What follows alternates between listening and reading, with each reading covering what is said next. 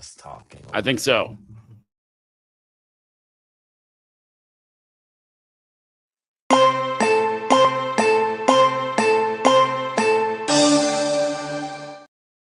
What is up, everybody? Zach, Mr. Gabriel, how are you, sir? hopefully my microphone is working correctly these days, but it has been a wild couple days for myself. Today we're talking about the Avatar, and the first thing I think of is I remember being surrounded at a high school party with people that did not like me at all. All right. So when I was in high school, I didn't know where I fit in, right? Because when I was in school, it was like I played football for like 2 years. So like there's this What jocks. position? I was running back. Wow, So nice. yeah, yeah, I could tell you that story too. So yeah, so I think of myself when I'm looking at high schools, like I didn't know where I fit in. Was I part of the jocks, right? Because I played sports, and I didn't really fit in. But I when I would walk into the lunch, you would see these sections of people. So it's like, where do I go? So I was not really a part of them. And then I had some friends, and we would call them, I guess we would call them freaks a little bit, but they had like the huge Janko pants. They had the collars and the chains, and Oh like yeah. I had a whole bunch of friends like that. And then like you had the stoners like in one area. I knew a bunch of them. And then like the troublemakers. And I was like a part of everybody's group, but I didn't really know where I didn't really identify with one of those people. But I remember one of my good friends, Elliot Munnings, calling me up at senior year. He's like, Michael, we're going to this party. Casey Kennedy. Casey Kennedy throwing a party. I'm like, oh my gosh, Casey Kennedy is one of the cool kids, right? I'm like, we're going to this party, dude. So I remember him picking me up in this Ford Taurus station wagon. It was like green, like the color of our border, right? Like, and I'm like, I don't care. Like, it's his mom's car. Like, he's the only kid I really know who has a car. I'm like, we're going. So we hop in this car, and I've had the same haircut since ninth grade. So even till today. But I remember listening to music. The window was down. It was like, at the end of the school year, right? So like we're just graduating, and I just imagine my hair flowing in the wind, right? Even though I got such a short haircut, and we're going to this party, and it's really just a mile away. But we're coming down the street, and I see cars parked all over the place, and people on the streets and stuff, and walking up to this house. And I remember getting out, thinking I was just the coolest kid going to Casey Kennedy's party. And as I'm walking up to the thing, I see people on the porch and I'm saying hi to them. There are a couple friends like hanging out on the driveway. And he lived on this like long driveway. And at the end was almost like this barn where they're having like this bonfire. So I would go back there. And I remember Casey Kennedy, like as soon as I walked in, he looked at me, he's like, hey, Mike. And I almost felt like we were about to fight because it was like so aggressive that he came up and he like gave me a dab, took my hand. I was like, what's up, man? And I could remember like within 10 minutes, man, I'm looking around and I'm like just surrounded by people that like they didn't like me, I didn't like them, and I was thinking to myself, what am I doing here? Now, how does this relate to business? This relates to business because I remember a point in my business where I served everybody. I didn't care. Like one, I do love to serve in general. Yeah, Like I yeah, love to totally. help whoever. But I realized that if you don't pick the person you want to serve, they're going to pick you. And if you don't identify that person, you're going to be at a party where you're surrounded by people that may not like you and you may not like them. So today's thing, we are talking about how to choose your avatar so that you're not surrounded by people you don't like. That is literally the same experience I had without a party, but in business. And it's so critical to do that. I remember shifting from, when I was selling real estate and I had the real estate team, we were doing pretty good and I wanted to grow the business because I'm competitive and it wasn't about money. It was just about being, number one and chasing friends who are ahead of me.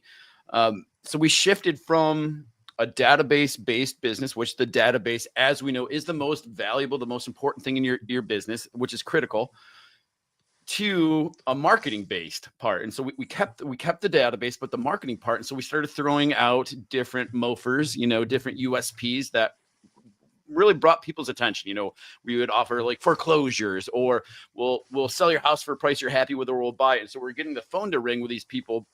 The problem, Michael, was that the way I was throwing it out there wasn't saying like, here are my people. I wasn't nuanced in attracting the kind of people that I worked with. So the same thing happened. So we started doing this. We started selling houses. There's one client, I never forget this guy.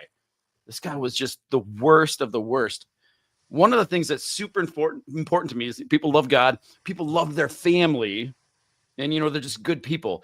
And that I'll talk more about that in just a second. But like, this guy super didn't love God and hated his wife. He was almost like he took joy from making fun of her. And even when she was in the room, which, if you want to piss me off really quick, like, go after, be a bully to someone like that. And like, that really gets me mad. And she got in some sort of accident at work where this big, huge wheel of cheese, she's working at this dairy place. This wheel of cheese fell off a shelf, hit her head, caused her severe injury, in fact, some brain damage.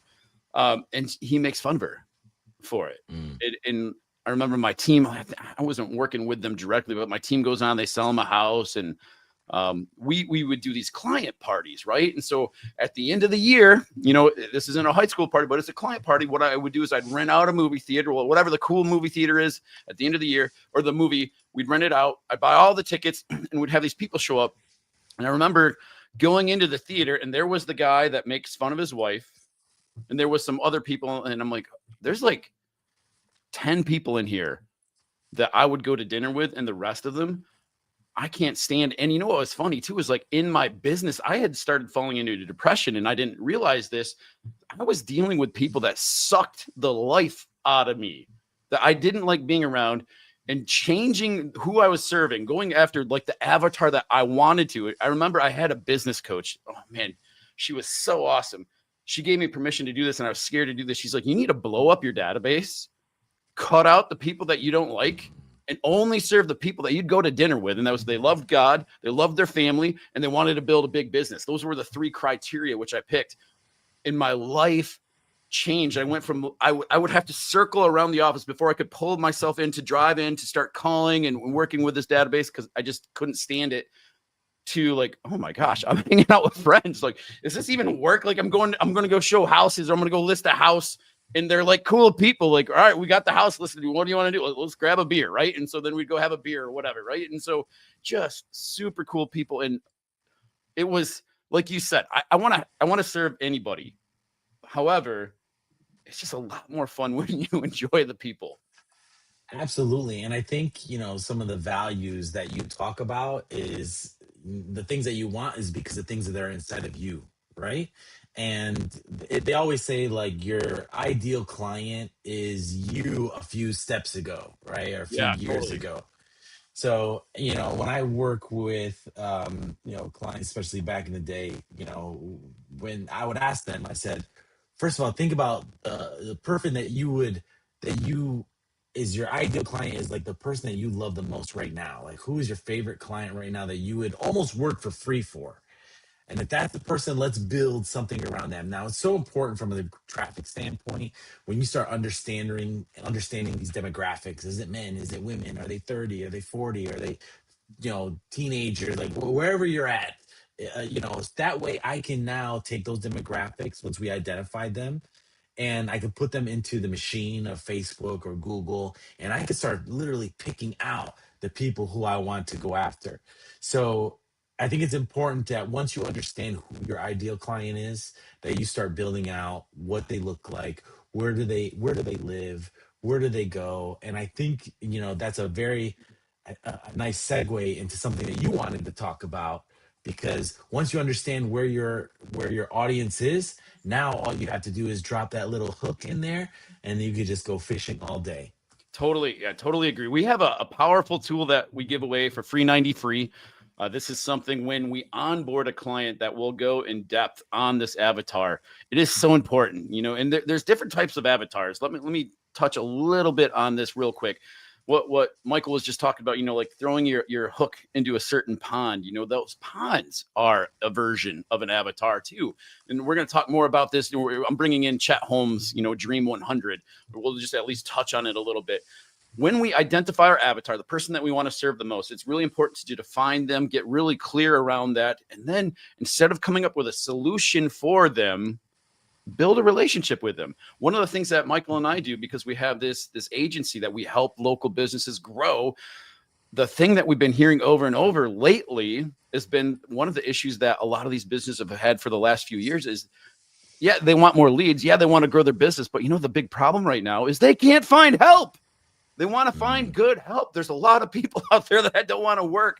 The horror stories I hear of people hiring somebody and then they don't show up to work because, I don't care. Are you kidding me? Like, it's a different, I don't know, just philosophy on how to work. And so they want to find the right people. So that's one of the things that we help out with. So going back to, we have, if you comment below avatar, we're going to send you an avatar generator. It's really awesome. It'll help you get clarity on it. But I want to talk about that when starting a business, this is the way that you can really, really, truly build a business. This is how I built the Crux Invicta, the e-commerce business, so quickly. We scale it from $0 to $100,000 in sales in 90 days because I really had clarity on the avatar. And I really went after the avatar. And then, just like you were saying, Michael, I knew where to find those people. And so I could throw my hook into that perfect pond. Why? Because that's where my people were congregating. And so if you think about it, you really want 2, if not 3 different avatars domain, or what I would call it more Dream 100. So like the Dream 100 would be, who's the perfect person? Like if you could only serve 100 people, what do they look like and who are they? Start to identify them and actually build out a list, like on a spreadsheet, have your Dream 100 list. And we do this for the different businesses we have. The second one is, where are the sources that these people are congregating?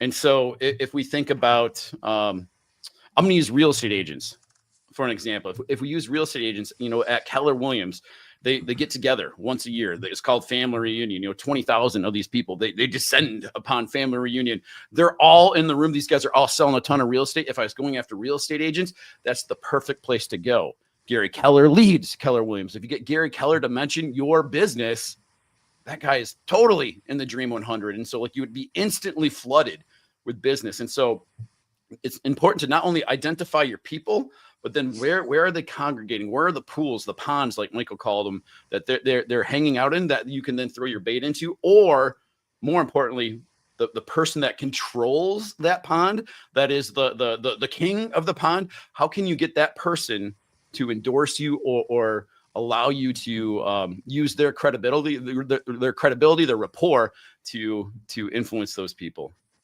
Yeah, and it's funny that you mentioned the Dream 100, because if they're a big enough influencer from a paid traffic standpoint, I can target that influencer, and then I can target that influencer's followers, right? So once you understand the dynamics or the nuances of your avatar and the person that you want to serve, even down to even maybe the podcasts they listen to or the YouTube channels that they watch, these are all ways that we can use for traffic to make sure that your message is getting to the right person at the right time.